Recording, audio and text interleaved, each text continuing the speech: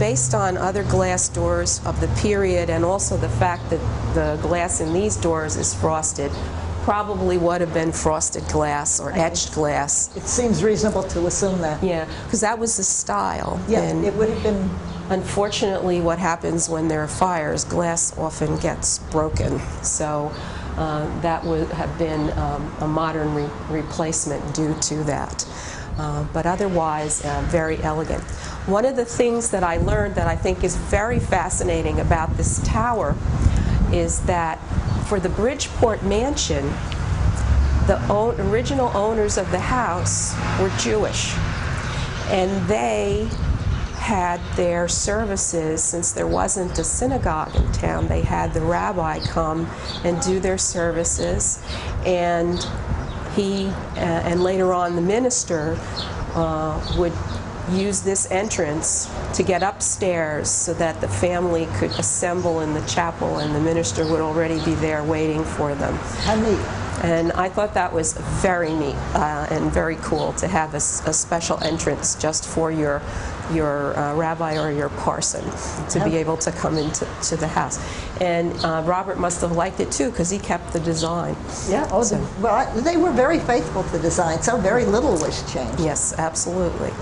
And we do want to talk about the plaque that they put on. Oh, yes. When they acquired it for the Borough Hall. Sure. It says Municipal Building, Somerville, New Jersey, 1958, Mayor Walter Scott, and then listing all the members of the Somerville Borough Council at the time, which is Richdale, who was the council president, Lothian, Cusick, Tellone, Claude Walk, who later became mayor himself briefly, and Leroy Jones, who also was later mayor of Somerville.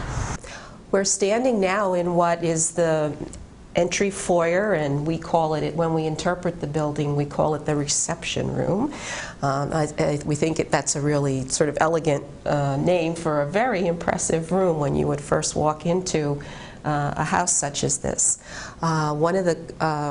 It has many interesting features, one of which is that the room actually is, or was originally octagonal in shape.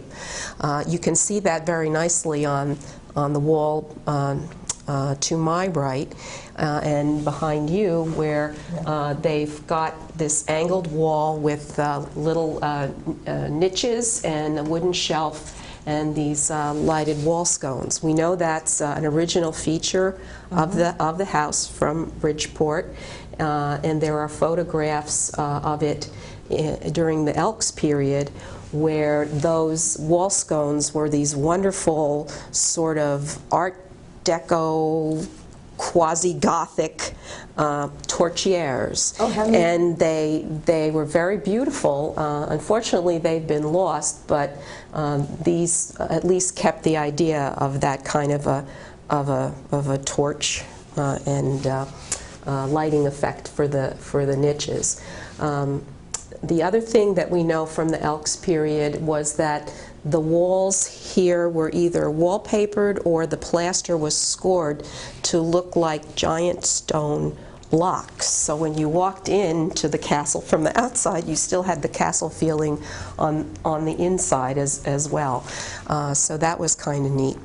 The octagonal feature of the room was eliminated on the wall in front of us, which you can't see at the moment, because the borough, when they took it over, constructed an airlock entry, and so they bumped the wall out and put in modern glass doors to kind of preserve the heat. Yeah. And in order to do that, they needed to square off the closet. So instead of being on an angle to match the angle of the niches, they're now square. But they reused the woodwork and kept the original beautiful Gothic doors.